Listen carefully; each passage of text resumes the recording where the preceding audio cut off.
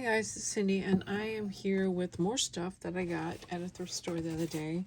I've been kind of working up stuff, mass making it till it's finished. Things that I've gotten either given to me or I've purchased. And one of the last things I've got on my desk is this box of envelopes that I paid 59 cents for, and this is how many were in there.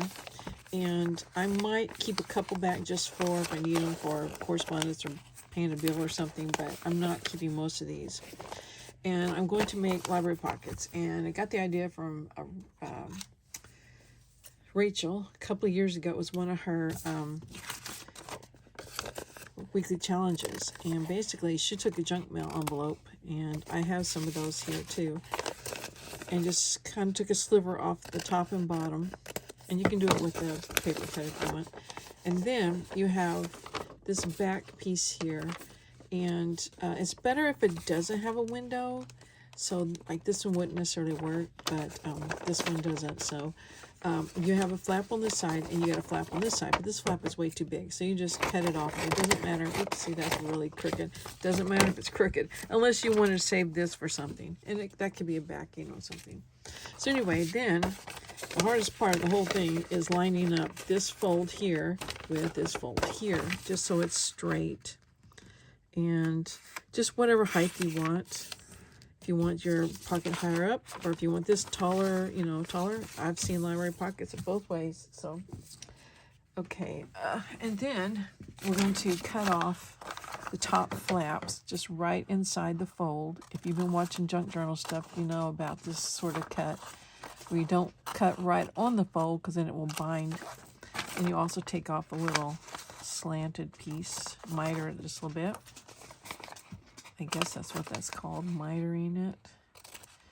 I do both ends. Why not? This one's already kind of done, but all right, this one too, up to that fold. My dog just came in, of course. He was sacked out when I walked through the living room just a few minutes ago. Oh, I'm way off on that miter. Yeah. Okay, now we have a library pocket, and you can do glue it two ways. You can glue it this way where it's got that gusset on the inside, or you can wrap it around, and this is where you don't want it to bind. Do it like that. And then of course I would round the corners at the top 1/2 inch, and then you can decorate as however you want to. So that's a basic library pocket. You can take a divot out too if you want. I probably will. Library pockets for real in real life don't have those divots, but hey. Oops, and this paper is really thin, so it doesn't like that punch. So I may not punch the divot out anymore. Okay, so there is my pocket. Kind of chewed up, but there it is. All right, making it out of the junk mail. Usually the ones I get through the mail have a pocket, so those don't work. They'll work for other things, but not this. It's usually the return envelope that will work the best because it doesn't have a pocket. See, these two have pocket. I mean, not pockets. I may be calling it a pocket. That clear opening is what I meant if I said pocket. Anyway, but you do it the same way. Take off a slither at the top and the bottom, and some of these that come inside of another envelope have deeper places where they're glued. So like, see, I cooked that sliver off, but it's still glued. So I might have to just pry it apart.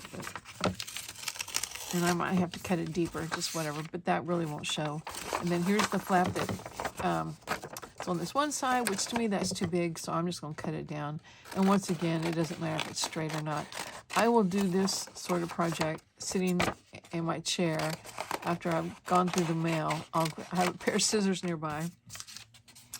I will grab those scissors and any of the envelopes that came in that day's mail that can be made into library pockets, I go ahead and get them worked up. So now on this, you can decide, do I want to go this way or do I want to go this way? I'm going to probably cover it with scrapbook paper, but there's a chance I might want to keep that postage thing, so I'll just put it here, I think.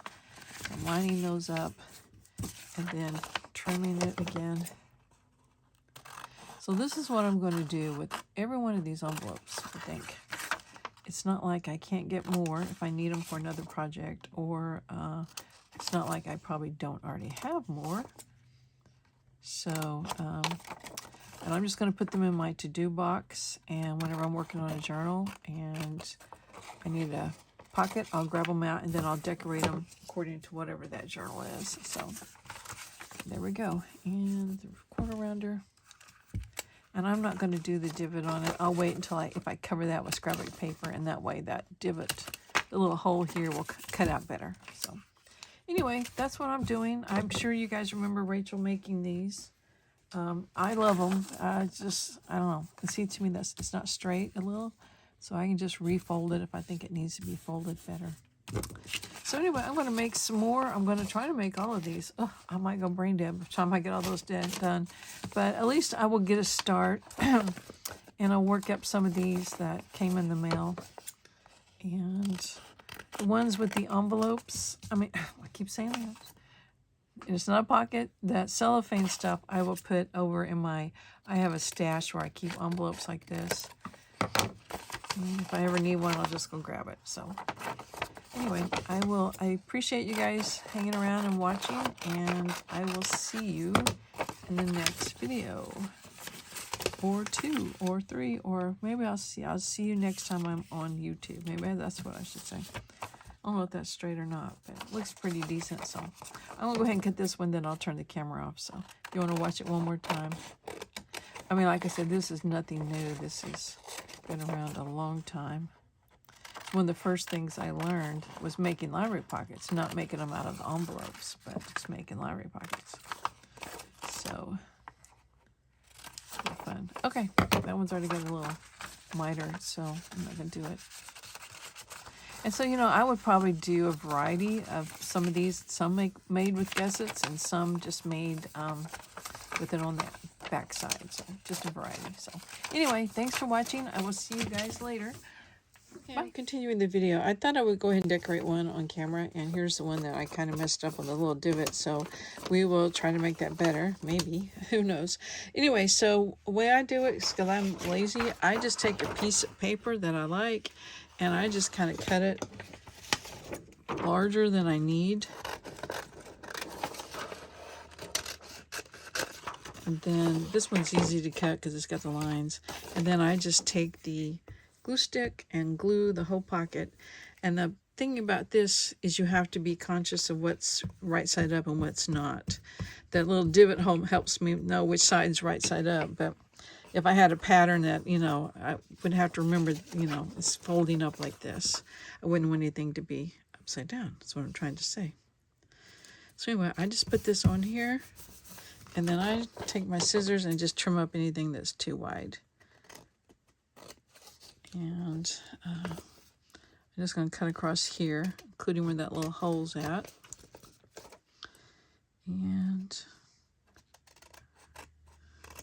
sometimes if I get it too long, it'll be sticking out here, so I'll just trim that too. And you just gotta be careful not to cut your flaps, or you'll have a hole in your pocket. And I will try to cut that divot out again. It's gonna have a little glue on it. But it did better that time. So, okay, that's a little better. All right, now, this one, I chose this because I kind of like the pattern of the envelope. So I'm going to keep that, and then I might can decorate on that or put something here. So I might do, I've got this little flower sticker. I might put that up there, and then something else down here. So let's go ahead and glue this. I'm going to make it like a gusset because why not? Why not do a gusset? I think technically, though, official library pockets are glued on the back side, just so you know. Oops, I forgot to ink it, but that's no biggie. Let me just reach up there and grab it real quick. Okay. All right, so I think I will put that sticker up there, just to fill this up a little bit, even though the tags or whatever will cover it mostly. And I just think the colors go real well. And I've got ink all over my fingers, so I'm smudging my paper. Okay, now I have my big ephemera holder. It's got all sorts of flowers and things in there, and it can be a butterfly. It's really bright, so I think it just needs a really bright flower. Like maybe, for instance, this rose. That looks pretty good on there, so let's use that. And I'm going to ink around it a little bit. since it has that white around it where I didn't cut it precisely. And it's a little bit long, so I'll just cut off what's long. And I could put some lace or something with that. Do I have anything handy? What's up here? I got some paper lace. Let's use this. I haven't used this in a long time. I got this a long time ago with scrapbooking stuff. And it was irritating because half the holes weren't punched out. So I had to go in and punch them out. But it's like an eyelet and it's paper. And do I have a pen handy other than the one that's in my glue?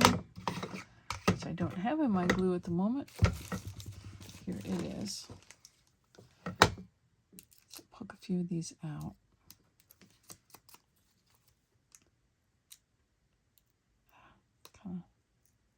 Some of them want to come out better than the other ones.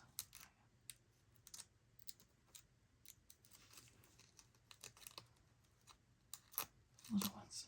So, like I said, I haven't used this in a long time. You probably got an idea why. But I think it would be really pretty with this rose. Okay, gotta get those little ones.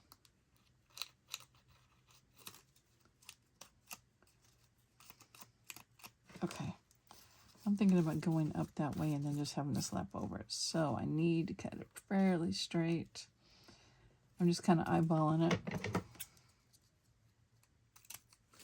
Okay, now the glue. I've got to order more glue because this is, I can feel this bottle is getting a little bit lighter.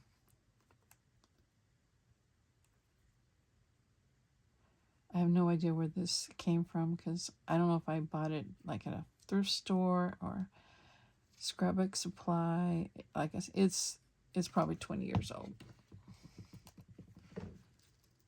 But I know if you have those edge punchers, you can make your own little paper lace like that. Because I think I did that in a couple of videos back, or at least I recorded a video, whether I uploaded it or not.